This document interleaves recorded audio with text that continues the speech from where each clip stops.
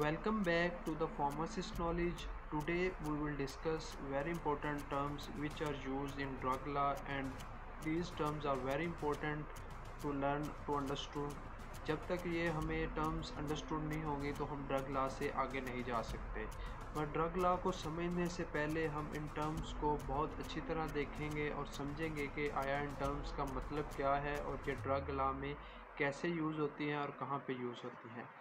सबसे पहले जो वर्ड है वो है डेक्री।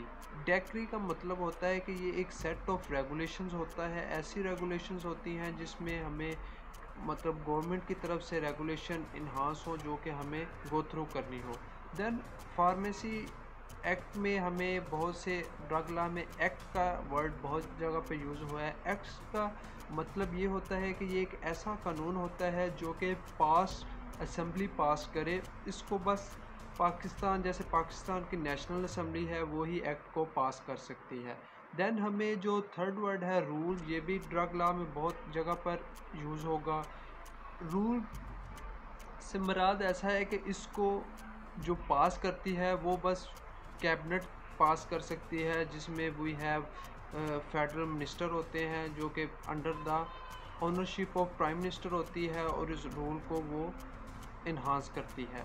देन हमारे पास ऑर्डिनेंस आता है। ऑर्डिनेंस जो है ये नीड बेस होता है फॉर नेशन, यानी जो एक आवाम की ज़रूरत के लिए होता है या जो गवर्नमेंट होती है उसके लिए ज़रूरत के लिए ये ऑर्डिनेंस को पेश किया जाता है। और इसका जो अप्रूवल होता है इसको प्रेसिडेंट पास करता है। प्रेसिडेंट के अलावा इसे कोई भी नहीं अप्रूव कर सकता। और इसका जो ऑर्डिनेंस का वर्किंग डेज है ये 90 डेज, अप्रोक्सीमेटली 90 डे के अंदर ऑर्डिनेंस रेफरेंस हो जाता है। Then we have SRO।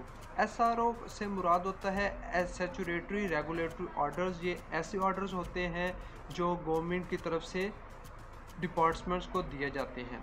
Then SOP से मुराद ऐसा भी होता है कि जो एनी ऑर्गेनाइजेशन जो किसी भी ऑर्गेनाइजेशन के साथ एफिलिएशन हो, वर्किंग में हो, उनके आपस में दरमियान में कुछ ऐसी गाइडलाइंस होती हैं जिनको वो बुनियाद बनाकर काम करते हैं, उनको हम SOPs कहते हैं।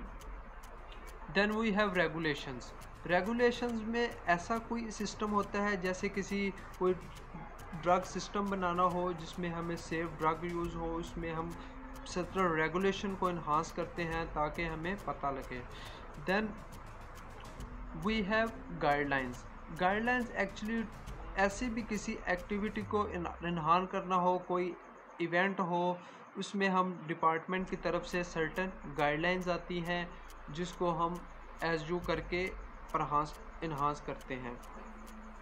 देन जो मोस्ट इम्पोर्टेंट टर्म यूज़ होती है ये होती है प्रीएम्बल। हर ड्रग लॉ में जब भी किसी चैप्टर को स्टार्ट करें तो सबसे पहले प्रीएम्बल जिसको समझना बहुत ज़रूरी है। प्रीएम्बल से मुराद ये होता है कि जो जैसे ये ड्रग का एक्ट 1976 है आया कि ये चेंज हो सकता है। इसमें प्रीएम्बल से मुराद ये हो सकता है कि इसमें फर्दर मॉडिफिकेशन लॉ की टर्म में इसमें हो सकती है। देन जो इम्पोर्टेंट टर्म यूज़ होती है ड्रग लॉ में वो होती है सेक्शन, सबसेक्शन, क्लास, सब क्लास। इन सब को जानना बहुत ज़रूरी है। जैसा कि आपके सामने ये है ड्रग एक्ट 1976, तो इसमें सबसे पहले जो हमारा सेक्शन होगा वो ये सेक्शन है जिसमें डेफिनेशंस हैं। जब सेक्शन के अंदर सब सेक्शन होते हैं, सब सेक्शन में वी हैव अल्टरेटेड ड्रग्स, ये हमारा सब सेक्शन है, सब सेक्शन। देन अगर हम क्लास की बात करें तो इसमें अडल्ट्रेटेड ड्रग की 5 डेफिनेशन है, 1 2 3 4 5। ये हमारे पास क्लासेस हैं।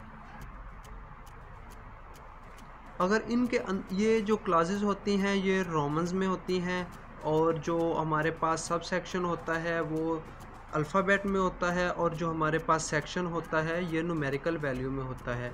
देन लास्ट पे सब क्लासेस होती हैं, वो भी हम फर्दर आगे डिस्कस करेंगे।